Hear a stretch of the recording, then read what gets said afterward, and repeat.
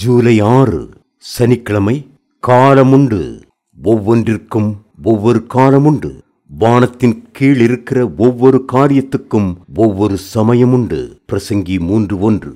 ஞானியும் பிரசங்கியும் இஸ்ரவேலின் ராஜாவாகவும் இருந்த சாலமோன் ஒவ்வொன்றுக்கும் ஒவ்வொரு காலமுண்டு என்று குறிப்பிடுகிறார். பிறக்க ஒரு காலமுண்டு, இறக்க ஒரு காலமுண்டு, நடுவதற்கு ஒரு காலமுண்டு, நட்டதை பிடுங்க ஒரு காலமுண்டு என்று வரிசையாக 28 வகையான காலங்களை குறித்து அவர் பேசுகிறார். பல காலங்கள் இருந்தாலும் அதிலே கர்த்தர் நம்மை சந்திக்கிற காலம் ஒன்று உண்டு. ரட்சிக்கப்பட வேண்டிய அவசியத்தை உணர்த்துகிற ஒரு நேரம் உண்டு. நம்மோடு பேசி நம்மை உயிர்ப்பிக்கும் காலம் உண்டு. நம்மோடு உடன்படிக்கை செய்து நம்மை மேன்மைப்படுத்தும் தருணமும் உண்டு.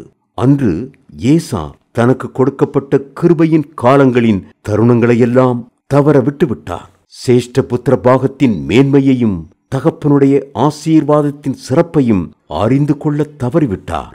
ஏசாவின் கண்களோ போஜனத்தையும் சிகப்பு நிறமான கூழையும் உலக பிரகாரமான இச்சைகளையுமே நோக்கி கொண்டிருந்தன. வேதம் சொல்லுகிறது, பிற்பாடு அவன் ஆசீர்வாதத்தை சுதந்திரித்துக் கொள்ள விரும்பியும் ஆகாதவன் என்று தள்ளப்பட்டதை அறிவீர்கள். அவன் கண்ணீர் விட்டு கவலையோடு தேடியும் மனமாறுதலை காணாமற் போனான். எபிரேயர் 12:17. இன்று காலமானது சுழன்று சுழன்று ஓடி கடைசி நேரத்திற்கு வந்துவிட்டோம். கர்த்தருடைய வருகையின் காலம் மிகவும் சமீபித்து விட்டது என்பதை நாம் அறிகிறோம். அவருடைய 2ஆம் வருகைக்குரிய எல்லா தீர்க்க தரிசனங்களும் நிறைவேறிக் கொண்டிருக்கின்றன. உலகத்தின் சகல பகுதிகளிலும் அவருடைய வருகையின் அடையாளத்தை காண்கிறோம். இனி ஒரு தலைமுறை பூமியிலே எழும்புமா என்பதே சந்தேகத்திற்குரியதாயிருக்கிறது. இருள் சூழும் காலம் இனி வருதே, அருளுள்ள நாட்கள் பயன்படுத்தும் என்று பக்தர்கள் பாடிக்கொண்டிருக்கிறார்கள். நாட்கள் மிக வேகமாய் கடந்து செல்கின்றன.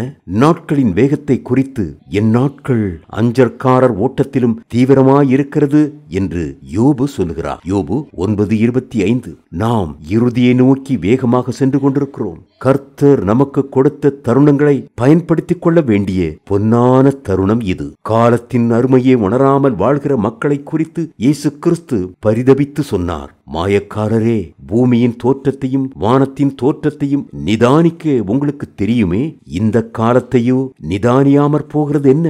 லூக்கா 12:56. ஆகாயத்தில் உள்ள நாரை முதலாய் தன் வேளையை அறியும் காட்டுப்புறாவும் கொக்கும் தகைவிலான் குருவியும் தாங்கள் வரத்தக்க காலத்தையும் அறியும். என் ஜனங்களோ கர்த்தரின் நியாயத்தை அறியார்கள் என்று கர்த்தர் உரைக்கிறார். எரேமியா 8:7. ஒவ்வொரு தருணத்தையும் பயன்படுத்திக் கொள்ளுங்கள். காலத்தை ஆதாயம் செய்து கொள்ளுங்கள். ஆண்டவருக்காக என்னென்ன காரியங்களை செய்ய முடியுமோ அதையெல்லாம் முழுபலத்தோடு செய்து நிறைவேற்றி விடுங்கள். உங்களது ஒவ்வொரு இருதய துடிப்பும் கர்த்தர் கொடுத்திருக்கிற கிருபையின் துடிப்பு என்பதை மறந்து போகாதேயுங்கள். இனி காலம் செல்லாது. ஆனாலும் தேவன் தம்முடைய ஊழியக்காரராகிய தீர்க்க தரிசிகளுக்கு சுவிசேஷமாய் அறிவித்தபடி 7ஆம் தூதனுடைய சத்தத்தின் நாட்களிலே அவன் எக்காலம் ஊதப்போகிற போது தேவ ரகசியம் நிறைவேறும். வெளிப்படுத்தின விசேஷம் 10:6.